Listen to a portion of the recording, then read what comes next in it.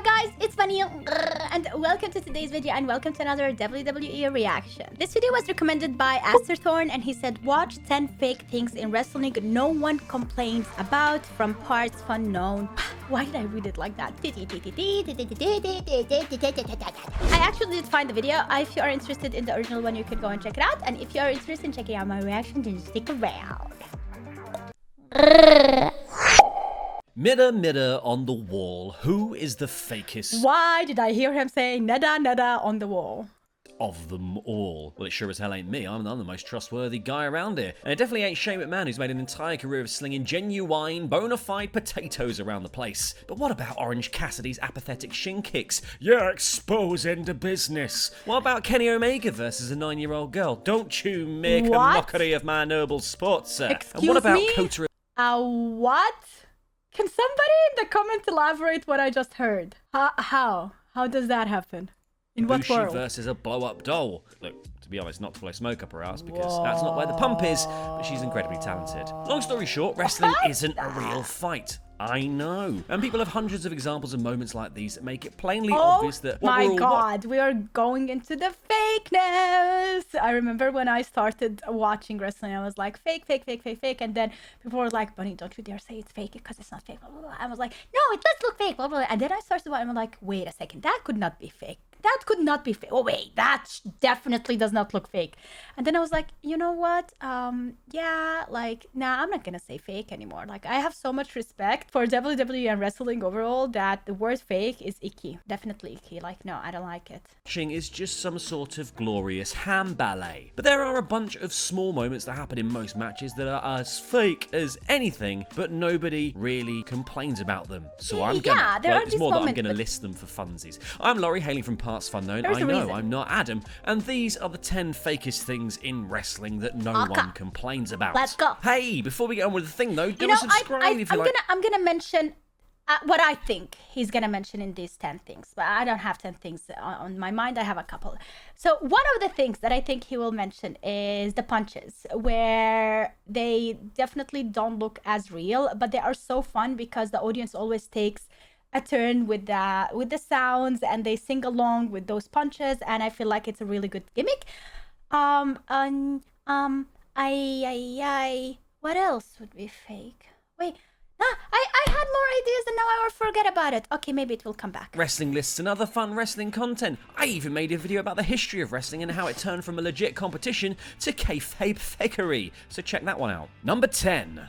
Let's play catch. Wrestling loves a big dive. Fans love a big dive. True. Like Rubicon Mango. True, like you can literally see that sometimes these dives are rehearsed so the other person doesn't get hurt. They put them down really gently on the floor while also pretending to be hurt themselves. Like a lot of times it's just an aerobic movement.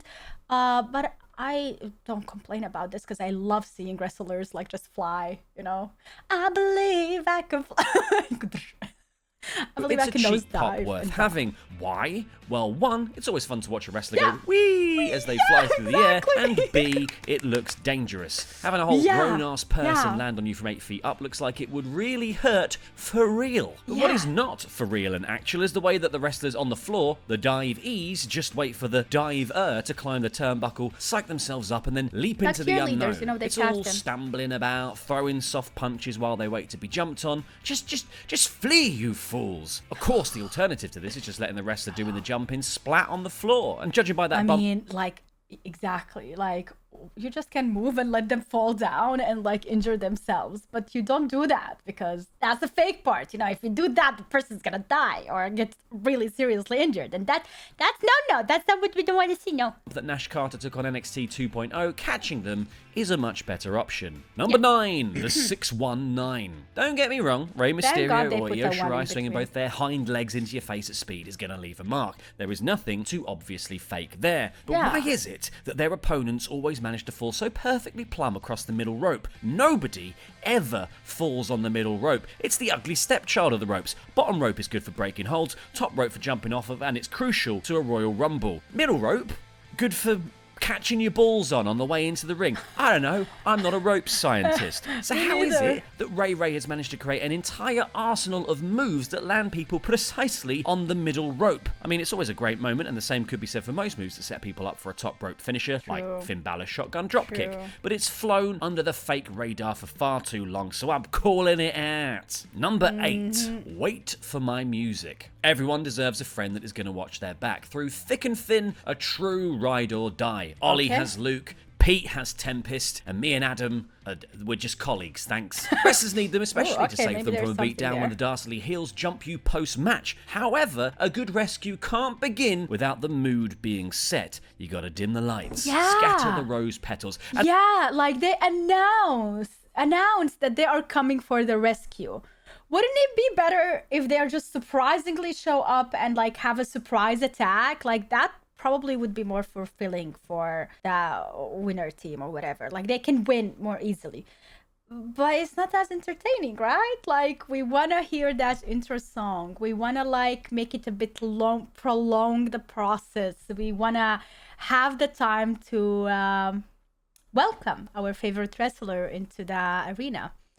Play my goddamn entrance music, Soundman Greg. Why do they always wait for their music to hit before coming out to make the save? I mean, picture the scene. Hulk Hogan is having a bad time in the ring, getting beaten up by Sid and Papa Shango, and there stands the Ultimate Warrior behind the curtain, raring to go, ready to save his old rival, shouting about lightning bolts. He's the colour of old leather, but he just can't go out without his music, Greg. Think of all of the beatings that could have been prevented over the years if wrestlers didn't need announcing before they made a save. Do better, Gregory. Do better. Number 7.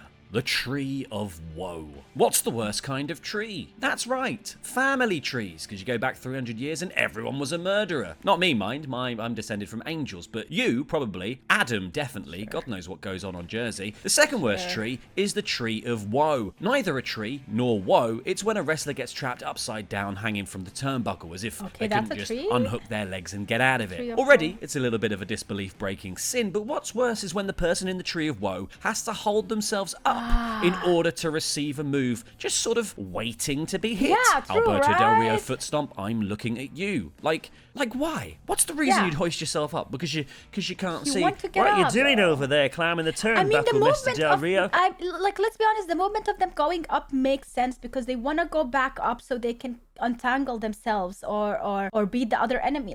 But the timing of doing that at the same time as the other person is jumping on them, not really helpful for you, right? Like that's you getting injured, definitely. Oh no, he stumped on me. Andrade and Pac managed to make this make a little bit more sense as Idolo pulled the bastard up for the move during their Rampage match, but it is still a very contrived setup. That's even worse. Number 6. Trying to help you to position Where's that heel so going? WWE sure loves their count-out finishes, don't they? It is an annoying way to avoid giving a proper finish because who wants to be satisfied with the product that they're watching? But it makes a sort of sense when the heel decides that they're done wrestling and gets intentionally counted out in order to retain some sort of title or what have you. So but what is a real bad is when a heel goes to get intentionally counted out and the babyface just stands there looking on stunned, seemingly unaware that they are capable of leaving the ring to retrieve said heel. Pop out and back in to reset the count, babes. Something like this snaps you out. So funny. Why it never happened? Boy, wait, I'm sure it did though, but I don't know. Like, did it ever happen that, like, doesn't matter, heel or babyface, like, run with the title and then the other person follows them and they go behind the scene and then we just watch on the screen what is happening behind the scene and they, like, continue fighting in locker rooms and stuff like that, and then at the end, like, for example, babyface wins the title, takes the title again and enters with his music back with the championship or whatever. Oh, that must be really good. Your suspension of disbelief so fast. Those goody two-shoes standing in the ring looking around like, oh man, if only there was something I could have done to keep this from happening. I don't know. Have you tried trying? Number 5, the slow crawl to the hot tag. Well, now this is a bit of fun. The build to a hot tag is as old as... Okay, sorry. I had to say that because I am annoyed by these moves. I understand the suspense. I understand everything that goes there, and I understand that they have to make it that way, okay?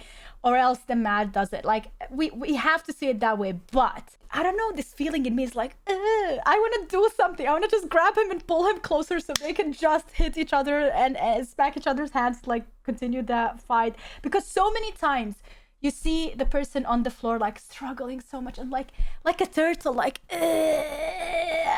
come on, man.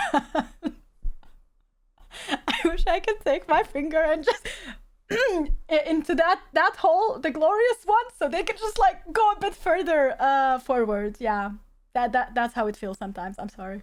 Tag team wrestling itself. It is true drama or melodrama. You cut the babyface off, you grind them down, and you make them work for that tag. You do it right, and the fans should be coming unglued by the time they finally reach their partner. But man, oh man, is it silly to see the babyface crawling across the ring like a cat who's just come back from the vets. Show a clip of that, Vinny. Show a clip of the cats. People love cats. Because also then when they've made the tag, they miraculously pop back up on the apron, and then they'll be running wild in a couple of seconds when they're tagged back in a minute later. These folks say on the idea that they are on the verge of death. They're like for 5 minutes they're crawling barely, and then like once that tag team is like they're just getting up and walking like normally, like nothing happened.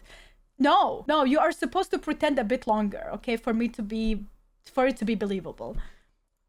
1 HP left, no stamina, whole body flashing red until they can make that tag, and then suddenly, boom, Kuraga, back in you go. Number 4, climbing the ladder. Picture this, there's a title hanging 12 feet above the ring. But you don't need to worry, that's a completely solvable problem as there's a handy dandy ladder at ringside. All you gotta do is climb it. Sure, you might be a bit banged up, you might be a little tired, but surely you can climb that ladder. Oh no, where did all the bones in my body go? From watching the way that wrestlers attempt to jelly limb their way up a ladder like they were naught but a sack of organs, you would think that it was difficult. But in wrestling, dozens of championship aspirations have been dashed by wrestlers just simply not being able to climb fast enough. Jeff Hardy tries to climb against The Undertaker in 2002. Shawn Michaels can't climb at No Mercy 2008. A wrestler being able to climb 12 feet in less than 2 minutes is just so unlikely. There are instances, of course, like the North American title ladder match from TakeOver New Orleans, where all of the competitors agreed to climb as fast as possible for the whole match, meaning that it was someone else's job to...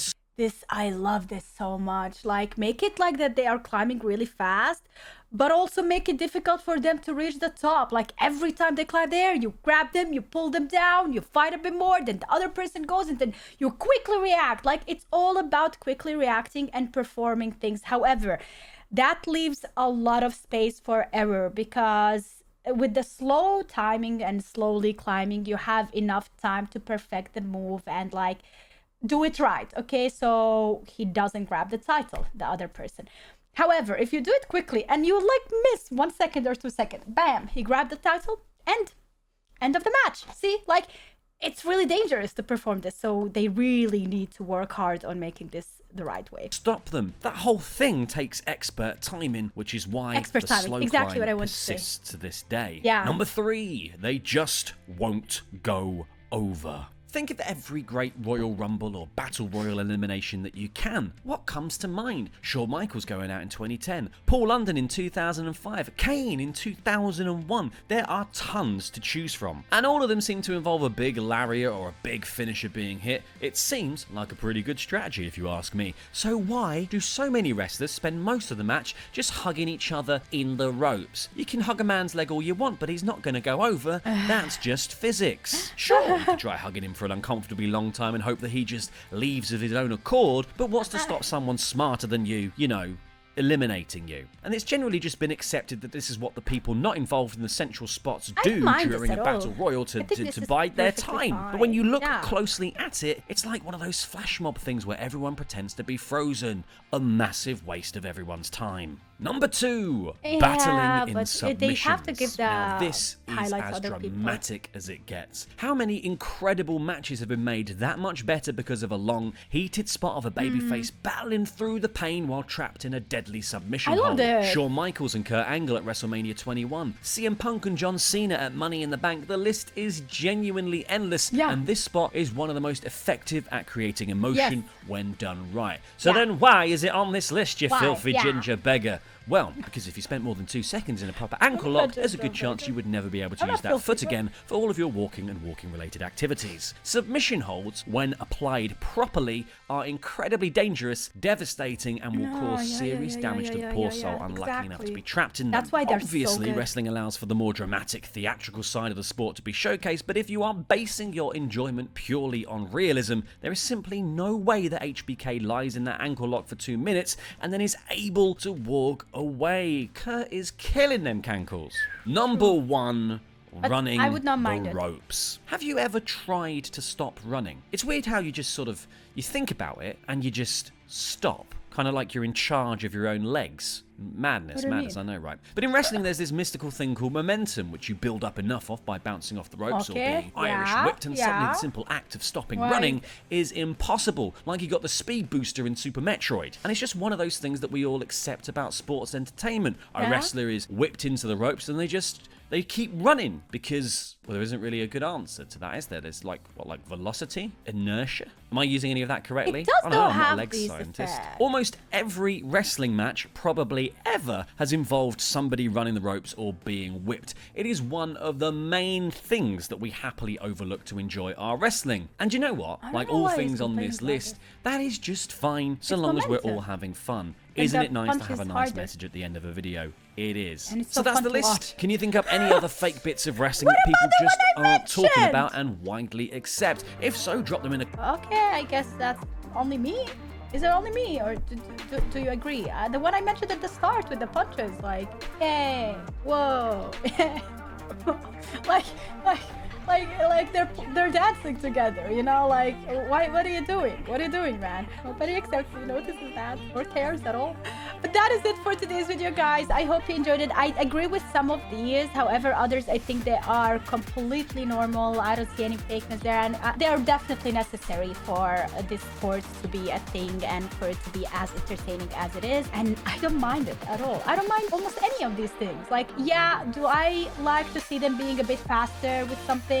Like the team tag or on going up the ladders and stuff like that. Yes, but I also understand the suspense. I also understand that they have to prolong the match. I also understand the storyline and everything in between, because life is not short for some of us. Life is really long and cruel, and still, once you like go through all the difficulties and you reach the goal and you reach good things, it matters so much more because you went through that bullshit, you know? Like, it makes sense. If everything was so fast, there is no enjoyment, right?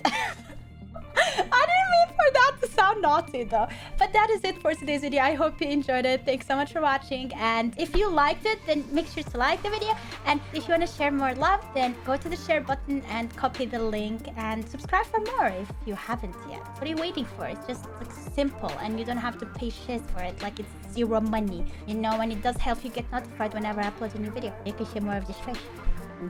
Okay, see you.